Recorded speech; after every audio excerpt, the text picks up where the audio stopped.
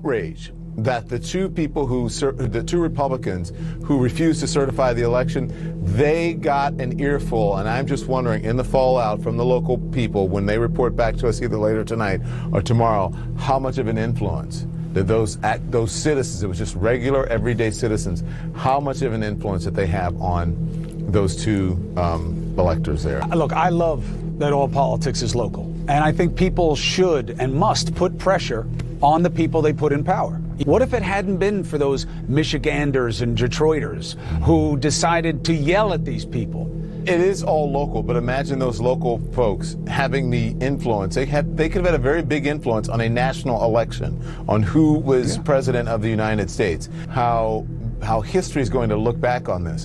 And I think a lot of people are going to be embarrassed over time when they look back and say, how did I do that? How did I fall for that? What happened to me? What was I thinking in that time? Unfreaking believable.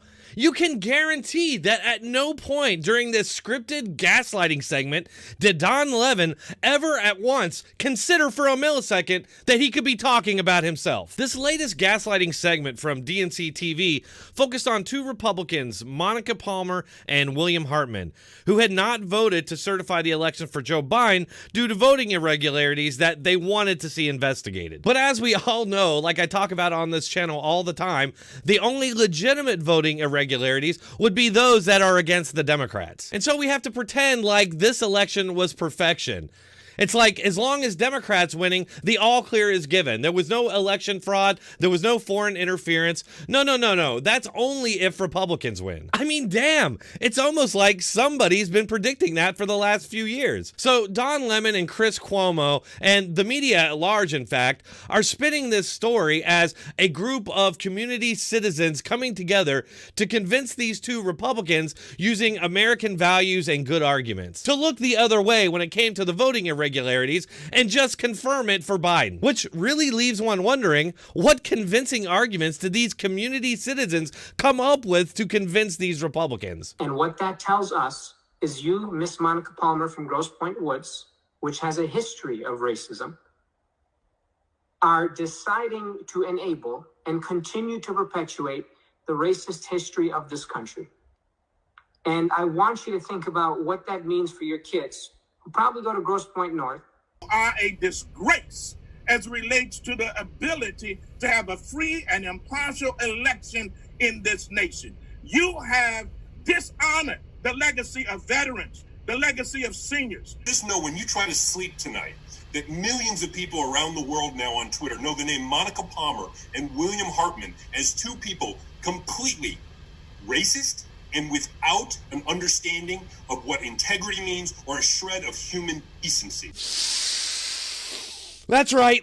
Just get in a big hearty whiff of those American values. The time-honored American tradition of threatening people's children and their livelihoods unless they vote the way you want them to. Do what we want or we'll call you a witch, or I mean racist. I particularly love all these claims that not certifying the election, which still had plenty of voting irregularities that should be investigated, is tantamount to being against civil rights and being a racist because they say Trump is a racist. Meanwhile, back in reality, Trump achieved justice and prison reform, unlike Barack Obama and Joe Biden. Trump funded black colleges for the foreseeable future. President Trump set a record in this election by attracting the highest percentage of non-white vote of any Republican presidential candidate in the last 60 years at 12% of black Americans. Based on these facts, if Trump is a racist, he's doing it wrong. Anyway, I want to get back to the clip where Don Lemon starts lecturing Trump supporters that if they don't fall into line, their grandchildren are going to hate them and they will be on the wrong side of history. How history is going to look back on this. And I think a lot of people are going to be embarrassed over time when they look back and say, how did I do that? How did I fall for that? What happened to me? What was I thinking in that time? You want to, whatever it is, you have, what do they call it? Liberal tears. You may want all of that. But your grandchildren and your kids will look back and say, ooh, what did Grandpa did? What did it do? What did Dad do? What did Mom do in this moment? And realize that you were on the wrong side of history. I see these people as having no shame in their game. Yeah, well, it doesn't. You'll be surprised what happens to people as they get older, and sadly when they're on their deathbeds.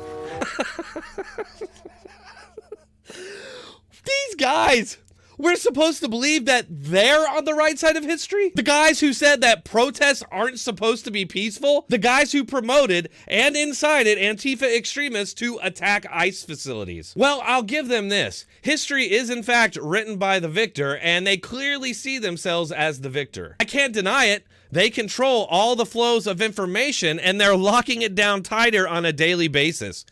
Look, it seems really bad right now, and it is, but we have to keep this fight up, or we risk being snuffed out with no good ability to challenge this DNC establishment media complex. You can support me in this fight by using one of the links listed in the description or pinned comment. As always, thanks for watching. Keep coming back.